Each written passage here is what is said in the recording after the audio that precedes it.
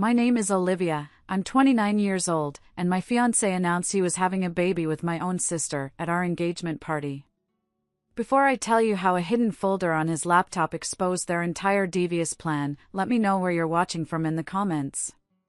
Thank you for being here, and I hope you're having a wonderful day.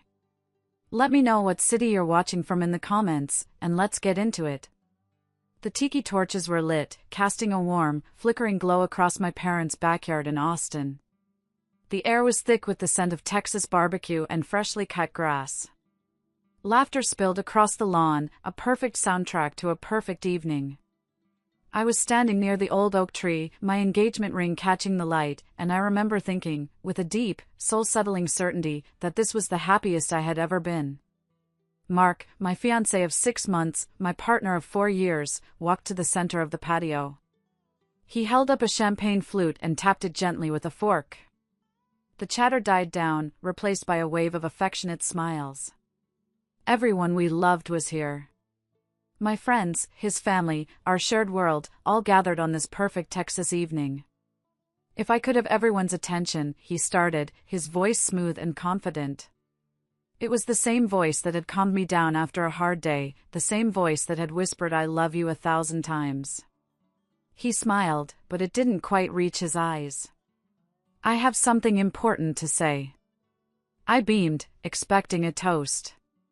A sweet, public declaration of his love before we cut the cake. Then he motioned for someone to join him. I thought he was calling for me. But it wasn't me. It was my sister, Chloe. She stepped forward from the small crowd, her hands clasped in front of her. She looked pale. My heart gave a little protective squeeze. Chloe, my baby sister. Always a little lost, always needing me to look out for her. Mark put his arm around her, pulling her close to his side. And that's when his other hand came to rest, gently, possessively, on her stomach. On the slight, but undeniable, swell of her belly that her summer dress couldn't hide.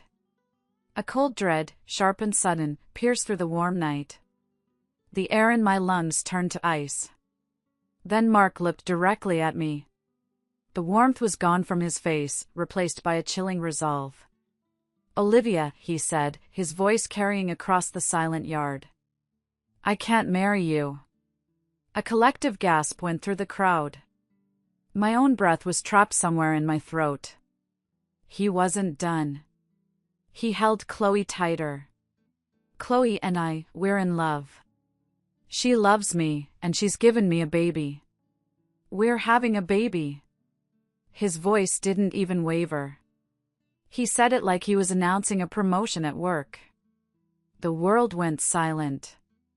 The sounds of the crickets, the distant traffic, the gentle clinking of ice in glasses, it all just vanished. My mind just broke. It fled the scene, escaping into the past, into the life I had just 5 minutes ago.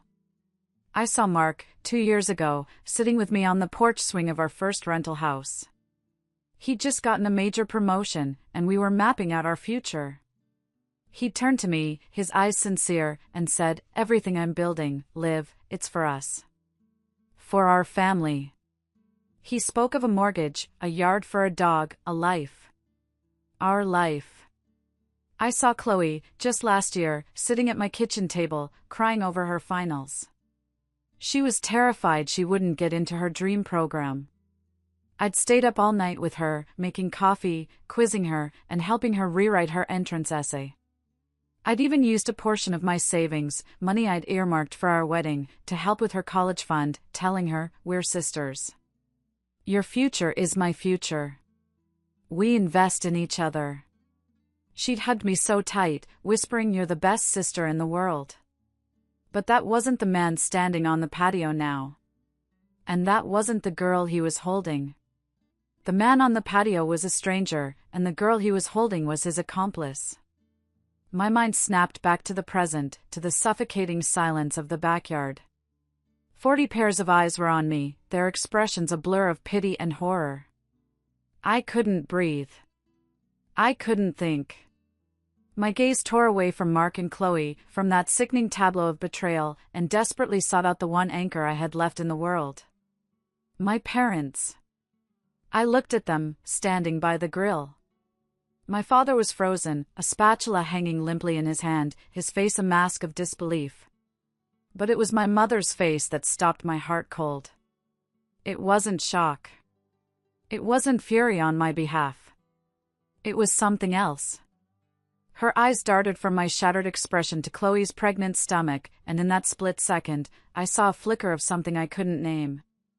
It looked like calculation. It was the look of someone whose mind was already working, not on how to fix the wreckage, but on how to manage it. Her eyes met mine, and in that moment, I felt a new kind of terror, a terror that went deeper than a cheating fiancé and a backstabbing sister. It was the dawning horror that I was utterly and completely alone. I opened my mouth, a silent plea forming on my lips, but the look on her face. The words hung in the air, thick and poisonous. No one moved. It felt like a year passed in that single, frozen moment. Then, slowly, like a spell breaking, people started to move. Not towards me, but away. They averted their eyes, murmuring apologies to my parents as they gathered their purses and their coats, fleeing the wreckage. They were abandoning a sinking ship, and I was the one chained to the mast. I didn't watch them go. I couldn't tear my eyes away from my mother. Her face, which a moment ago held that terrifying flicker of calculation, had now smoothed into a mask of strained neutrality. She finally moved, walking stiffly over to me. My father remained by the grill, a statue of a man. "Olivia," my mother's voice was a low, urgent whisper. "You need to come inside. Don't make a scene." Don't make a scene? A bomb had just gone off in the middle of our lives, and she was worried about the noise. I let her guide me, my feet feeling like lead. She walked me past Mark, who wouldn't look at me, and past Chloe, who was now openly weeping into Mark's shoulder as if she were the victim. Inside, the house was silent. The leftover platters of food on the kitchen counter looked like artifacts from another life. She sat me down at the familiar oak table, the same table where I'd done my homework as a child, the same table where she'd helped me address my wedding invitations just 3 months ago. "I'm so sorry, honey," she said, her words hollow. "She didn't touch me." "Sorry?" My voice was a croak. "Mom, did you know? Did you know about this?" She flinched. "Of course not. Don't be ridiculous." But she couldn't meet my eyes. She just stared at the floral centerpiece on the table. "Chloe, she told us she was having some issues with Mark. We didn't know the extent." The extent? The extent was a baby. The extent was the end of my life as I knew it. "What do I do, Mom?" I whispered, a desperate, childish plea. I wanted her to wrap her arms around me, to tell me she'd fix it, to rage against Mark and Chloe on my behalf. I wanted my mom. Instead, she sighed. A deep, weary sigh, as if my tragedy was an inconvenience to her. "Olivia, we need to think about this practically." She folded her hands on the table. "Chloe is pregnant. She's fragile right now. The stress, it's not good for the baby." I stared at her, the blood draining from my face. "The baby? What about me? What about what they did to me? And what would you have me do?" she snapped, her voice suddenly sharp. "Throw your pregnant sister out on the street? She made a terrible mistake, but she's still my daughter. She needs our support." The implication was clear. She needs our support. Not you. The final, devastating blow came next. She looked at me, her expression now one of strained apology. "Honey, I think it would be best if you found somewhere else to stay for a little while." I stopped breathing. I had been staying in my childhood bedroom for the past few months to save the last bit of money for the house Mark and I were about to buy. It was supposed to be temporary. "You're kicking me out?" The words were air. "No, of course not," she said quickly, waving a dismissive hand. "It's just to keep the peace." To give Chloe a calm, stress-free environment until the baby comes. It would be too awkward, you understand. Once things settled down. I understood perfectly. I was the evidence of the crime. And they were hiding the evidence. I stood up from the table. The room was spinning. I didn't say another word. I walked past her, up the stairs to my room. Each step was a lifetime. I packed a small overnight bag, my hands moving on their own. I grabbed my laptop, my phone charger, my toothbrush. I looked around the room, the faded wallpaper, the bookshelf filled with my old books, the window overlooking the oak tree, and I felt nothing. It wasn't my home anymore. I walked back downstairs. My father was in the living room now, staring into the cold fireplace. He didn't look up as I walked past. I opened the front door and stepped out into the night. I didn't look back. The drive was a blur. I ended up at the only place I could think of.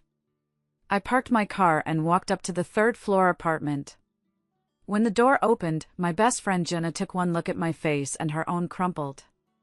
She pulled me inside without a word, wrapped her arms around me, and I finally broke. The silent, suffocating shock that had encased me since Mark's announcement shattered, and I collapsed against her, the sound of my own sobbing filling the small, safe space of her apartment. The next morning, I woke up on Jenna's couch to the smell of strong coffee. My head was pounding, my eyes were swollen shut, and for one blissful, disoriented second, I didn't remember why. Then it all came crashing back in a tidal wave of nausea. The party. Mark's hand on Chloe's stomach. My mother's words. A stress-free environment. Jenna placed a mug in my hands. She wasn't the type for platitudes or gentle reassurances. Jenna was a litigator, and she approached life like a cross-examination. "Okay," she said, sitting on the coffee table across from me.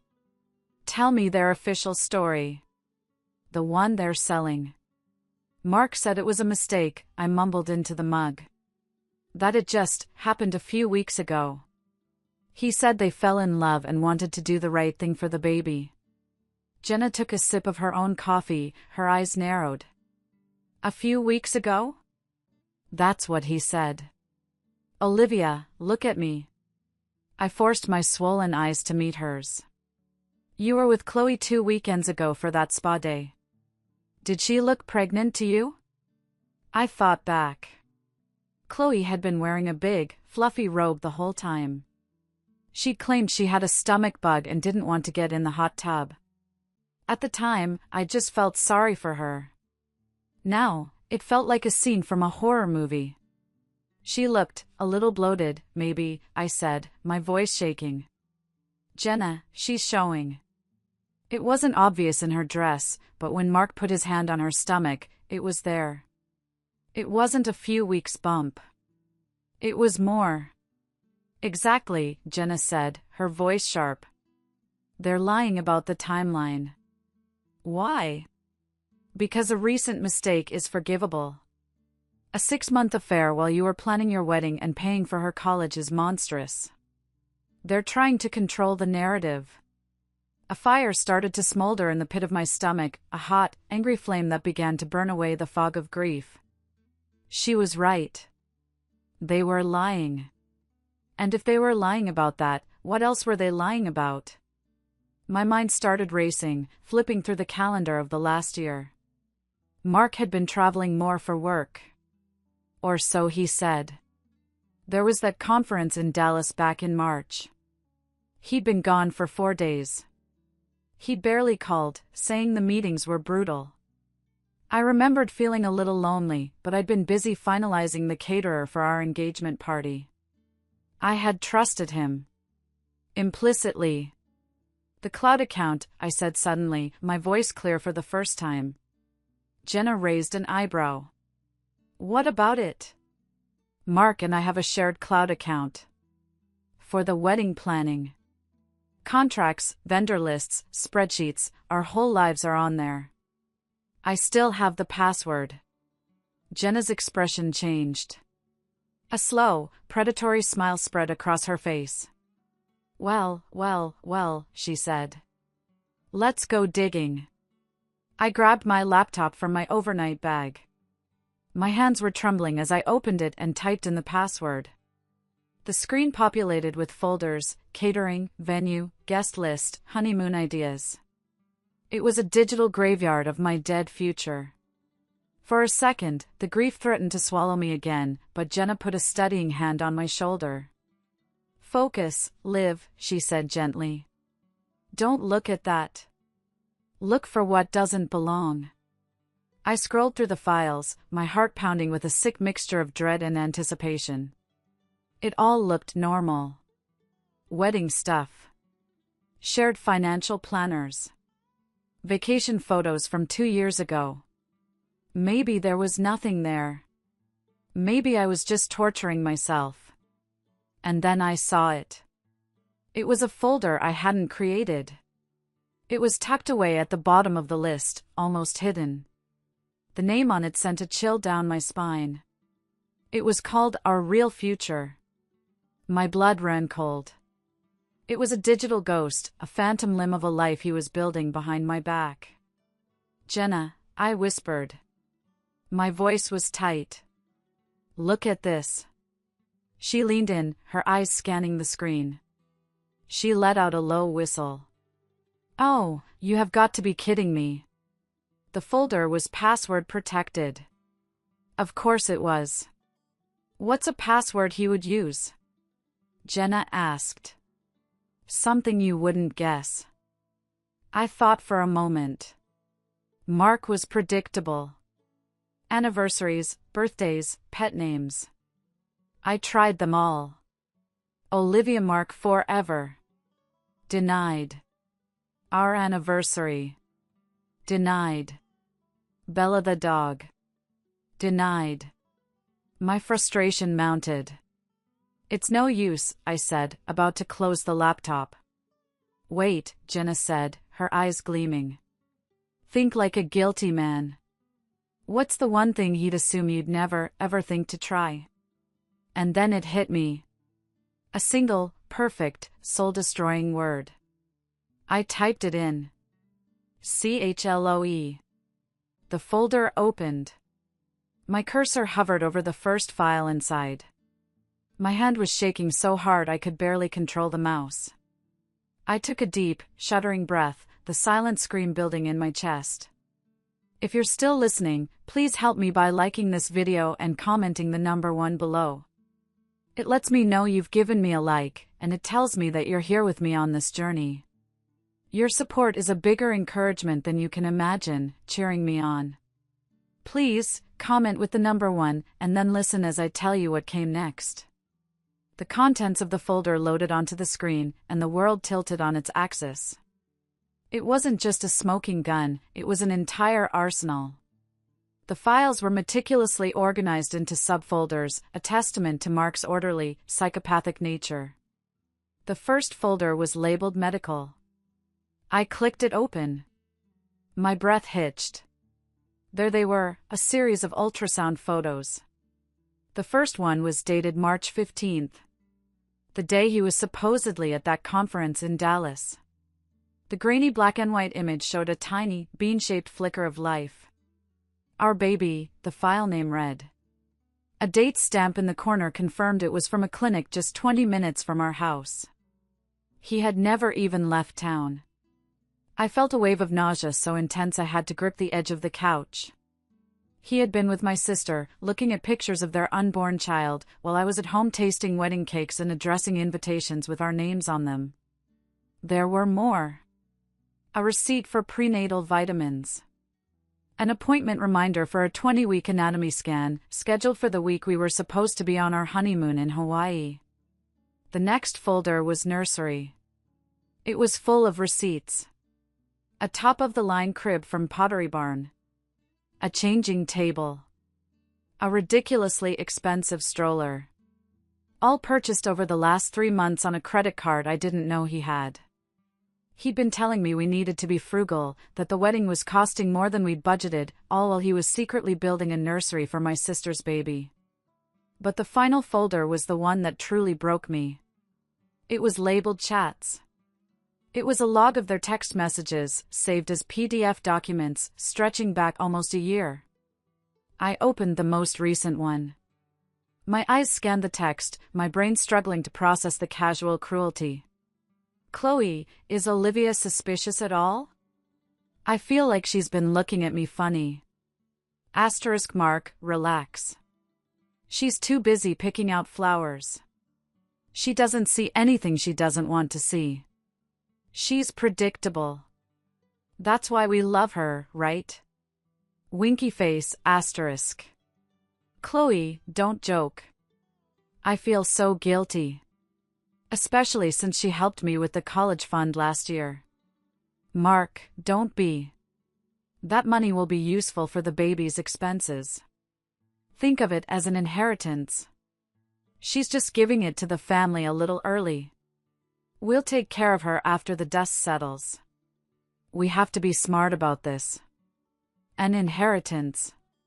He had called my wedding savings, my dreams, my future, an early inheritance for their child.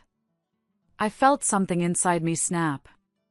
The grief, the shock, the heartbreak, it all burned away in an instant, leaving behind something hard and cold and sharp. The woman who had cried herself to sleep on Jenna's couch was gone. In her place was someone I didn't recognize. Someone with ice in her veins. Jenna, I said, my voice eerily calm. I need you to print everything. Every receipt, every chat, every photo. I want a paper trail. Jenna, who had been reading over my shoulder in stunned silence, just nodded, her face grim. While she worked the printer, I went into the bathroom and splashed cold water on my face. I looked at my reflection. The puffy, swollen eyes. The pale skin. The face of a victim. No more. I walked back out. I'm going to the bank, I announced. What for? Mark and I have a joint savings account for the wedding. There's a little over $30,000 in it. 90% of it is from my freelance work and the salary from my main design firm. His contributions have been minimal. A slow, dangerous smile spread across Jenna's face. Oh, I like where this is going. An hour later, I was walking out of the bank with a cashier's check for $27,000, my exact contribution, and a confirmation that the joint account was now closed. The feeling was electric. It was the first step. When I got back to Jenna's, the floor was covered in paper. The printed evidence of their lies. I spent the next 3 hours at her dining room table with a stack of moving boxes I'd bought at a hardware store. I methodically packed every single thing Mark owned that was still at our old rental house, which I still had the keys for. His designer clothes, his expensive watches, his golf clubs. With each item I packed, I felt a layer of his presence, his influence, being stripped away from my life. And on top of every single box, before I sealed it with packing tape, I placed a piece of paper. In the box with his clothes, I put the receipt for the baby stroller. In the box with his books, I put the ultrasound photo from March. And in his briefcase, right on top of his laptop, I placed a printed copy of their text messages. The one where he called my life savings an inheritance. I drove the boxes to my parents' house that afternoon. I didn't call ahead. I pulled my SUV up to the curb and started unloading them onto the lawn, right next to the prize-winning rose bushes my mother was so proud of. One by one, I stacked them up, a monument to my dead relationship. I didn't ring the doorbell. I just got back in my car and drove away.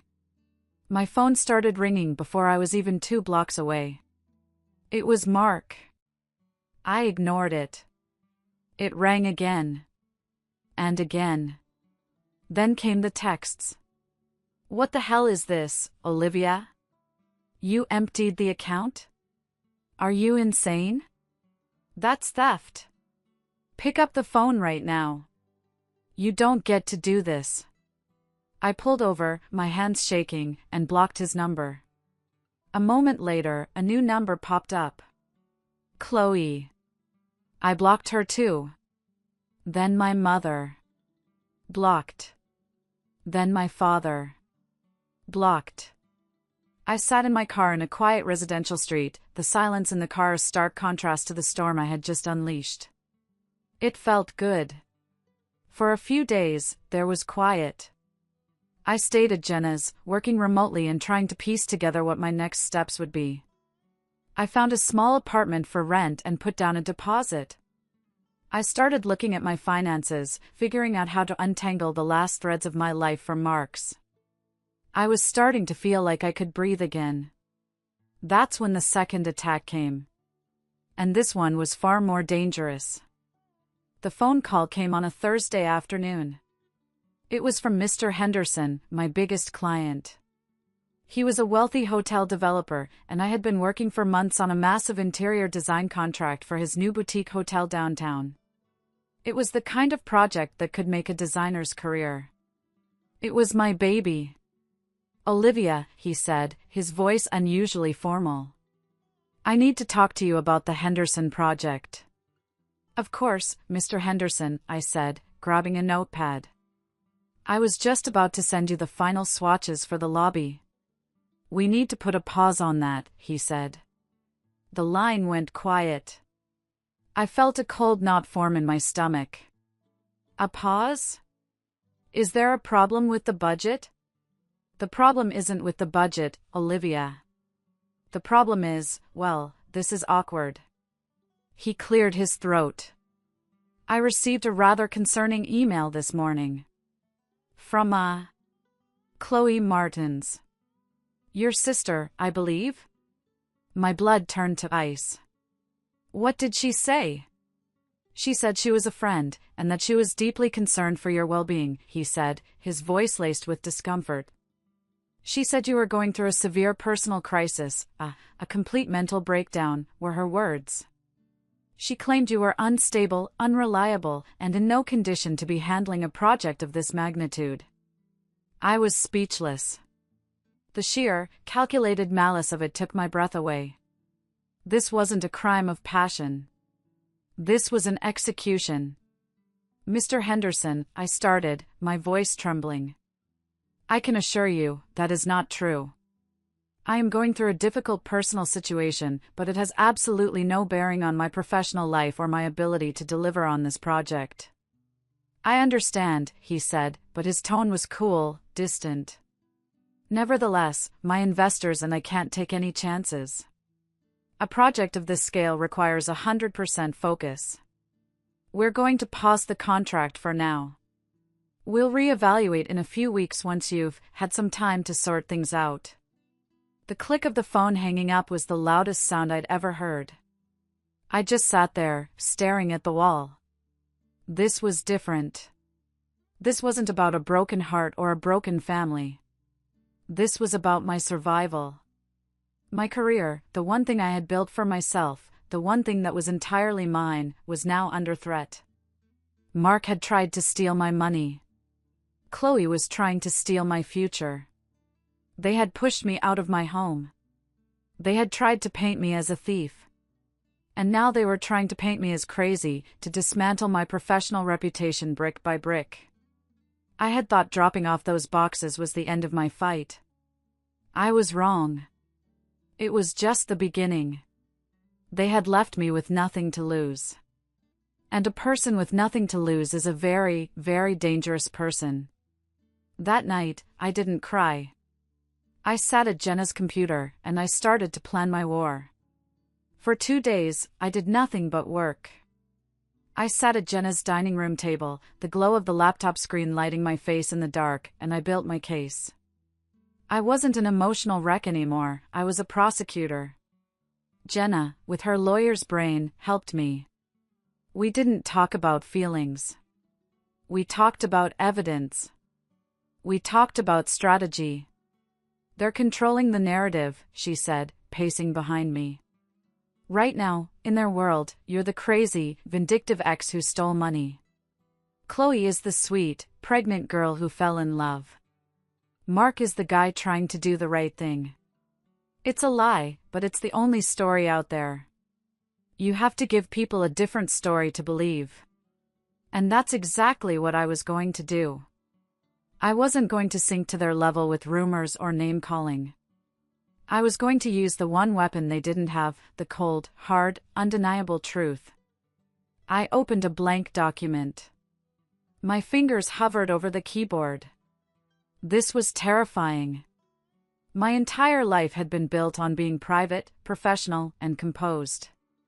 The idea of laying my personal wreckage bare for the world to see felt like a violation. But what was the alternative?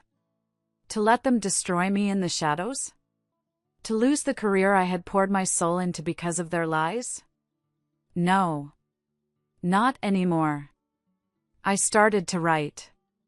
My approach was meticulous. I didn't write like a scorned woman, I wrote like a journalist reporting a story. I started with a simple, factual statement. 3 days ago, my 4-year relationship and engagement to Mark Peterson ended. This is a difficult and private matter, but lies are being spread that are now affecting my professional life, so I feel I have no choice but to set the record straight with facts. Then, I built my timeline. I laid it out with chilling precision, a chronological dissection of their deceit. On March 15th of this year, while I was at home finalizing our wedding budget, my fiancé Mark was at an obstetrics clinic with my sister Chloe, where they had their first ultrasound. He told me he was at a business conference in Dallas. I uploaded the picture of the ultrasound, the date stamp clearly visible. Over the next 6 months, while telling me we needed to save every penny for our future, Mark secretly spent thousands of dollars on nursery furniture and baby supplies with Chloe. I uploaded the receipts.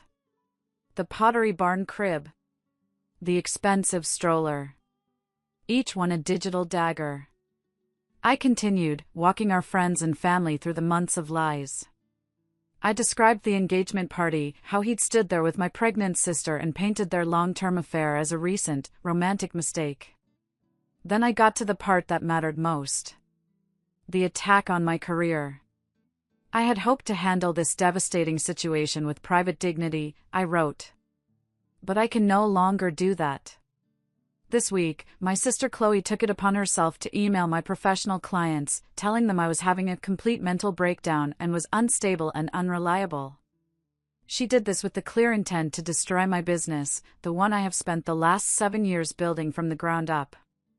And then, the final, irrefutable piece of evidence. I took a screenshot of the email Chloe had sent to Mr. Henderson. I didn't black out a single word. I wanted the world to see the poison she had written, cloaked in the language of false concern. I ended the post with a final, quiet statement of my own. I did not have a mental breakdown. I had a rude awakening. I am not unstable. I am a business owner defending her livelihood. I am not unreliable. I am a woman who will no longer be silent while her life is dismantled by liars. I have attached the evidence. You can draw your own conclusions. My hands were shaking. My heart was hammering against my ribs. This was the point of no return. I was about to set fire to my own life, in the desperate hope that the flames would catch the real villains. Jenna stood behind me, her hand on my shoulder. "You ready?" she asked softly. I took a deep breath. No. But I'm doing it anyway. I moved the cursor over the blue post button. I thought of my mother's calculating eyes. I thought of Mark calling my savings an inheritance. I thought of Chloe's email, designed to ruin me. And I clicked it. For a moment, nothing happened. The post just sat there on my timeline, looking sterile and terrifying. Then, the first notification appeared. A like from Jenna. Then another. A wow react from a college friend. Then a comment. "Olivia, I am so sorry. We are with you." Then my phone started to buzz. And it didn't stop. It buzzed on the coffee table like a trapped hornet. Notifications for likes, comments, and shares started pouring in, faster than I could read them. 1 share. 10 shares. 50 shares. It was a digital wildfire, and the truth was the fuel. I had dropped my bomb. All I could do now was wait for the fallout. The next 24 hours were a blur. My post exploded. It was shared not just by my friends, but by their friends, by local community groups in Austin, by people I had never even met. It turned out, when you present people with clear, undeniable evidence, they tend to believe you. The comments were a flood of support. Old high school friends, former colleagues, even some of my other clients chimed in. We've worked with Olivia for years. She is the most professional and reliable designer in this city. This is character assassination. I knew there was something off about Mark. Good for you for exposing him, Olivia. The most surprising comments came from people who knew Chloe.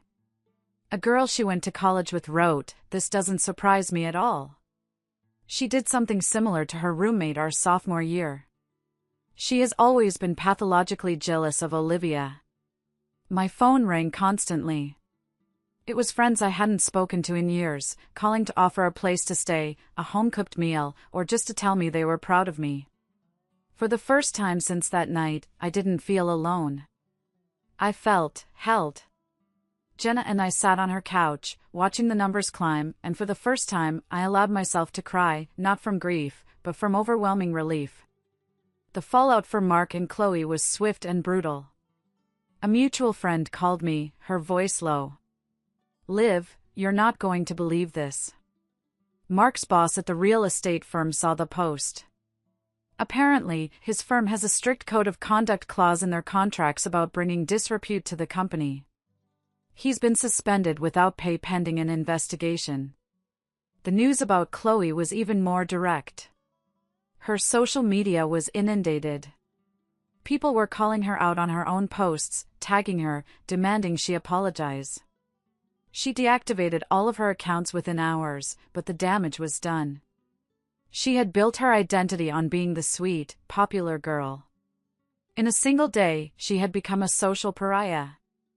But the most important phone call came the next afternoon. The caller ID read Henderson Developments. My heart leaped into my throat. "Olivia, it's David Henderson," he said, his voice completely different from our last conversation. It was warm and deeply apologetic.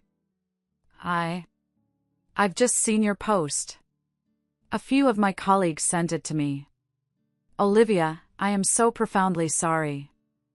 I feel like a complete fool. Mr. Henderson, you don't have to." "No, I do," he interrupted. "I listened to a malicious lie without giving you the benefit of the doubt. That was a failure of my own character, and I apologize. The email your sister sent, it's one of the most despicable things I've ever seen." He paused. "I want to talk about the hotel project." The pause is over. Effective immediately. But more than that.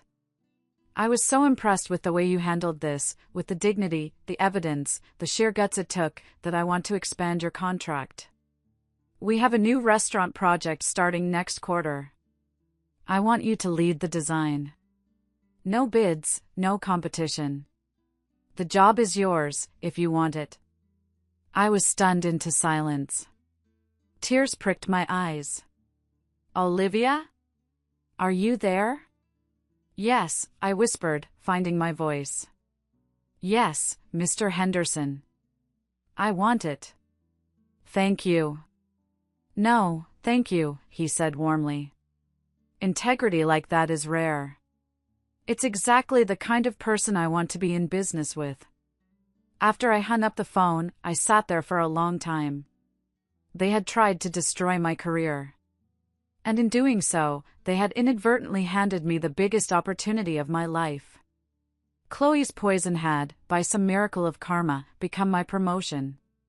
The vindication was so sweet, so total, it felt like I could finally take a full, deep breath for the first time in weeks. The war was over. And I had won. 6 months later, I was standing in the lobby of the newly opened Henderson Hotel, a flute of champagne in my hand. The space was beautiful. It was all clean lines, warm woods, and jewel-toned velvets. It was my design, brought to life. My career hadn't just recovered, it had flourished. The story of my public stand had spread through the Austin business community, and it had, bizarrely, become the best marketing I could have asked for. It turned out that people wanted to hire the designer who was not only talented, but who had proven she would not back down when her integrity was on the line. I had to hire a junior designer just to keep up with the work. My personal life had found a new foundation, too. I was no longer living on Jenna's couch. I was living in a bright, airy apartment downtown that I had found and renovated myself. Every piece of furniture, every swatch of fabric, every piece of art on the wall was chosen by me, for me. It wasn't a house built on shared dreams and secret lies, it was a home built on my own strength. It was my sanctuary. The fallout for Mark and Chloe had been quiet but complete. Their baby, a little girl, was born a few months ago. From what I heard through the grapevine, their life was anything but the idyllic picture they had planned. Mark never got his job back. The investigation had been a formality, the public damage was too great. He was working now in a different city, in a much lower-paying sales job. Chloe was completely isolated. The friends who had once flocked to her had all but disappeared. They were living in a cramped apartment, drowning in debt from the nursery furniture and the new baby, and crushed by the weight of what they had done. I felt nothing when I heard this news. No satisfaction, no pity. Just nothing. They were characters in a book I had already finished reading. My family was a more complicated story. My mother called me about a month after my post went viral. She was crying. She apologized, a rambling, broken apology filled with excuses about how she was just trying to keep the family from falling apart. It wasn't the clean, accountable apology I deserved, but it was a start. We started talking, tentatively at first. Our relationship isn't what it was. There's a scar there, a place where the trust was broken, and I don't know if it will ever fully heal. But we are trying. We're in therapy together, trying to rebuild. My father has never spoken a single word to me about it. He pretends it never happened. When I see him at the occasional, awkward family dinner that I now attend on my own terms, he talks about the weather and his golf game. He can't face his own failure to protect me, so he has erased it. I've come to accept that this is a wound that may never close. I've had to learn to be my own father, my own protector. One afternoon, a package arrived at my new office. It was a large, flat envelope with no return address. Inside was a cashier's check for $5,000. The memo line simply said, "For the college fund." It wasn't from Chloe. The check was drawn from my father's business account.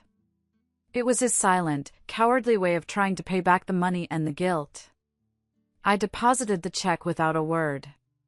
It wasn't forgiveness. It was restitution. I'm dating someone new now. His name is Alex. He's an architect I met through the Henderson project. He's kind, and he's quiet, and he thinks my strength is the most beautiful thing about me. He knows my story. Everyone does. But when he looks at me, he doesn't see a victim. He sees me. Last night, we were standing on my balcony, looking out at the Austin skyline. He pointed to a new building under construction, the future site of the restaurant I was now designing. "You built that," he said softly, squeezing my hand. "After everything, you're still building beautiful things." And I realized he was right. They had tried to tear my life down to the studs. They took my love, my trust, my family, my home. They thought they had left me with nothing. But they were wrong. They had left me with the foundation. And from that foundation, I had built a life that was stronger, more beautiful, and entirely my own. Thank you so much for listening to my story all the way to the end. It means the world to me to be able to share it. If any part of this resonated with you, I'd love to hear about it in the comments. What's one piece of advice you would give to someone who feels like their world has just fallen apart? Thank you again for your support. Please don't forget to like this video and subscribe for more stories. Have a wonderful day.